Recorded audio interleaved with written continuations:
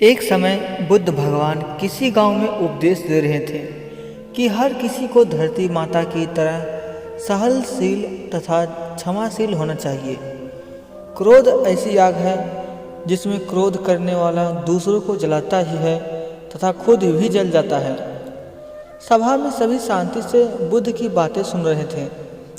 वहीं स्वभाव से अति क्रोधी एक ऐसा व्यक्ति भी बैठा हुआ था जिसे ये सारी बातें बेतुकी लग रही थी। वह कुछ देर तक ये सब सुनता रहा, फिर अचानक ही आग बबूला होकर बोलने लगा, तुम पाखंडी हो, बड़ी बड़ी बातें करना यही तुम्हारा काम है। तुम लोगों को भ्रमित कर रहे हो। तुम्हारी ये बातें आज के समय में कोई मानने वाला नहीं है।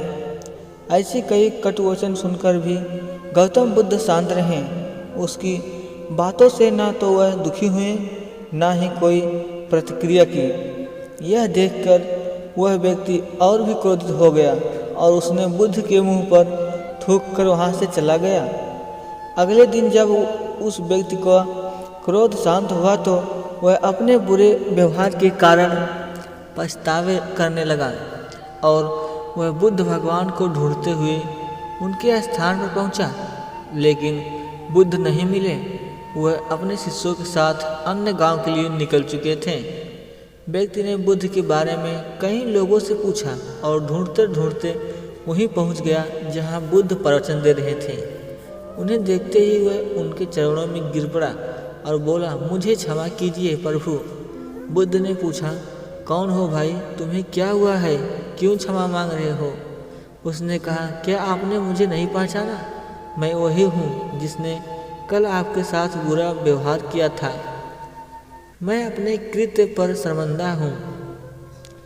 मैं मेरे दुष्ट आचरण की क्षमा याचना करने आपके पास आया हूँ। भगवान बुद्ध ने प्रेम पूर्वक कहा, बीता हुआ कल तो मैं वहीं छोड़कर आ गया हूँ और तुम अभी भी वही अटके हुए हो। तुम्हें अपनी गलती का आभास हो गया है। तुमने पश्चाताप कर लिया। तुम निर्मल हो चुके हो।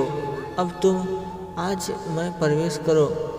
पुरानी बातें तथा बुरी घटनाएं याद करते रहने में वर्तमान और भविष्य दोनों बिगड़ते जाते हैं।